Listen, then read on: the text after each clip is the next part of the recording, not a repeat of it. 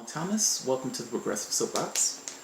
So I have an interesting story, um, but it's not the story itself that I want to talk about. It's slightly an indirect angle at the story. But Michael Flynn, down goes Flynn, down goes Flynn. It's only been 24 days, and dude is out already. He lasted a hell of a lot longer than I thought he was going to last. No, I'm totally joking. That has to be a record, right? 24 days. So what it boiled down to is Flynn had a conversation with Russia that he was not supposed to have. Then he lied about that conversation. Apparently, he was talking to them about sanctions. He wasn't supposed to do that. He was not supposed to do that. So anyway, retired General Michael Flynn was forced to quit on Monday night after reports that he could be vulnerable to blackmail by Moscow. Democrats demanded an independent investigation of Flynn's phone calls with Russian ambassador, what Trump knew about them, and when. A senior Republican promised to examine the matter exhaustively, but others in the party were reluctant.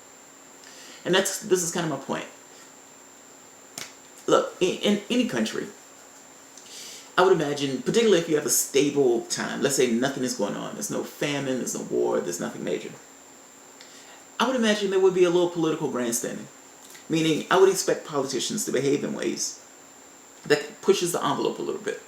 They feel they have room to move, so they push the envelope a little bit. But we're not in a stable political time. I mean, the environment is in rough shape. Income inequality is abysmal. Do you know there are people who are looking at models in regards to the collapse of civilization? It's amazing. And so we've gone past the point of political grandstanding. Again, this is not necessarily a stable moment of time.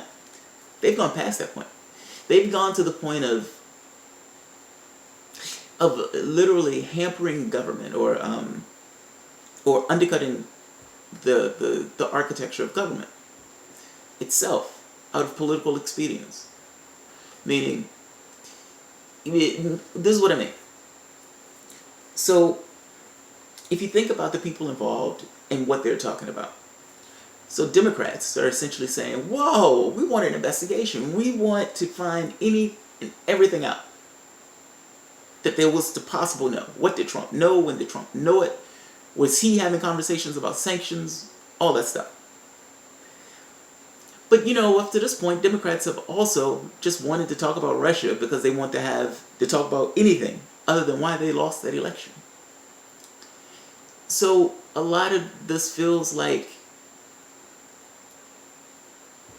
I mean, it's like, oh, we're angry, we need to talk about Russia, we need an investigation. Now, don't misunderstand me. They should have an investigation. But you guys were complaining so much before that you don't have any credibility. I mean, am I crazy? It's like before any of this came out, you guys were screaming at the top of your lungs about fake news. And y'all went so far as to pass a bill, a ministry of truth, like the NDAA, based on fake news that did not exist. The news was fake itself. So you can understand my little bit of, that was an eyebrow raise. A little eyebrow raise. Because to be honest, you just seem biased. It's like, Russia did it. Oh, there's more Russia. If you guys weren't screaming at the top of your lungs about Russia in the beginning, I would have a little bit more credibility. You would have a little bit more credibility now. On the second hand, Republicans, do your goddamn job. You understand, right, that the issues go beyond just your party. Like, I understand that that's your guy, that's your president. But the levers of power, the mechanisms that were put in government, they were put there for a reason. Just because you guys are breaking the process, those mechanisms had very good reasons to exist, and those reasons are not being attended to right now. So the people who are in charge of the investigations are like, yeah, I think enough has happened. He's left, so, there's no need to proceed from here. The other guy on the House side of the investigations is a friend of Flynn's. And he's like, yeah, I don't think anything is going to happen on this. So you have one power party who's reflexively screaming about Russia because of their own just poor experiences. You have another party who, even though there is credible reason to raise an eyebrow, to actually look, to actually have an investigation, that party doesn't want to do it because that's their guy. So again, fuck the country again. And then you have progressives. And progressives in this case are saying they seem to just be defending Russia reflexively. And look, I get it.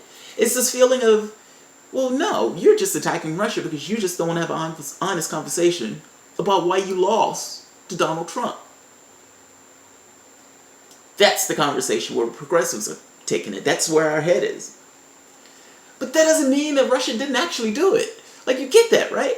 Like, it's not that I'm reflexively believing the CIA. I don't believe it or disbelieve it. It's just this thing of who had the most to gain. Yes, I think Russia had a lot to gain in putting Trump in office as opposed to Hillary Clinton. Now, do I think that Trump is a safer bet in office, at least in that specific instance of Russia? Yeah, because Hillary Clinton, I think, would have started a war. But if you're asking me if they should investigate him, yes, they should investigate him. Clearly, there are ties between Trump and Russia. Look, they didn't even make him show his tax returns. Like, they didn't even care enough to make sure that there were no entanglements between Trump and some other business interests. They didn't care. They completely abdicated that responsibility. Fuck the country. That's our guy. He's going to help us lower taxes and all. So yeah, we don't need that. Who needs an ethics committee? Who needs that? Who needs a cabinet that knows how to actually function in those particular offices? Who needs that? These are actual things. I mean, the ethics committee is not there. They weren't meant to be perfunctory. They actually had purposes. Those purposes are not being attended to. And they're not being attended to for political reasons. In the sense of progressives, look, man, I get it. Yes, they're throwing Russia up at every turn because they don't want to talk about how decrepit they are. And I don't know how you get them to have that conversation. The conversation I'm trying to have with you is, certainly, there is a chance that Russia could have did it. What I mean, I don't mean make up fake news. I'm not talking about that. I'm talking about either the Podesta emails or the DNC hack. I make the case that I don't care whether they did it or not. It didn't lose her the election. At the end of the day, the stuff that they released was true. It was true. So this is one of those things of, look, if you guys weren't decrepit, if you guys weren't screwing over your own base, they wouldn't have had those things to leak in the first place. I don't care. I don't care. I do not care if Russia did it or not. The things and issues that we have facing us, whether we're talking about elections, whether we're talking about electoral fairness, whether we're even just talking about having an honest and decent election, whether people are comfortable with the result. Those things have nothing to do with Russia at all. I mean, it's completely separate and distinct from Russia. So, I get it. Everybody has political reasons to take a particular position on this one.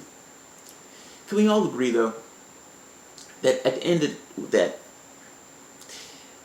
partisanship should stop at the ocean's ledge? Meaning, if Trump wants to be in office, yeah, you should see his tax returns. If you catch somebody who's having a conversation with Russia before the election, yes, I don't think it's crazy to have an investigation to see if there are ties between those two things. I don't understand why that's crazy at all. Now, I understand why Republicans don't want to do it. This is our guy. We don't want to tar our guy. So, yeah, we're not having it. But again, that's another fuck the country. And Democrats screaming, complete red baiting. Almost, if you didn't know any better, you would have thought you were in the McCarthy era. Complete foaming at the mouth red baiting. what if Hillary Clinton would have won that election? Did you think about that? Like, everything that they were saying leading up to that election in regards to Russia, the way they were red baiting, the way she wanted to put a air defense shield in Syria, all this crazy stuff. You weren't concerned in the least that she was going to start a war. That's what I'm getting at. It's like everybody, all sides. I give progressives more of a pass on this because I understand why they're upset. They're upset in the sense of, you guys screwed us over, and now you're mad about Russia because you think Russia released that information, but that information was true. And you don't want to have an honest conversation about why you lost that election. You just want to talk about everything other than that. That's true. So I give a little bit of leeway. I guess I'm just saying, try not to be biased on this. Like, it is kind of important whether or not there are any ties between Trump and Russia. That's all I'm saying. Whether those ties are business or otherwise, that's kind of important. Even if it's one of those things of an investigation to make sure everything is on a level. I don't understand why that's controversial, particularly with everything we've seen up to this point. What I'm getting at is, if we had functioning systems of government, I don't think this would happen.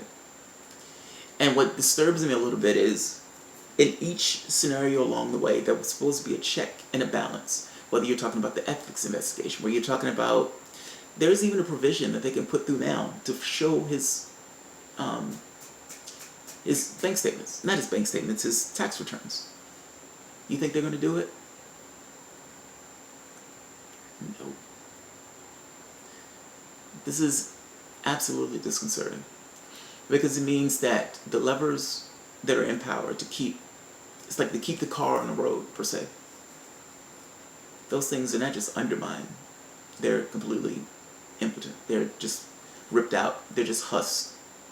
So, our institutions will not save us. I think that's what it boils down to. And if you think that the Democratic Party is going to somehow along the way mount a resistance. So, just be aware. Keep your eyes open. Thanks, guys.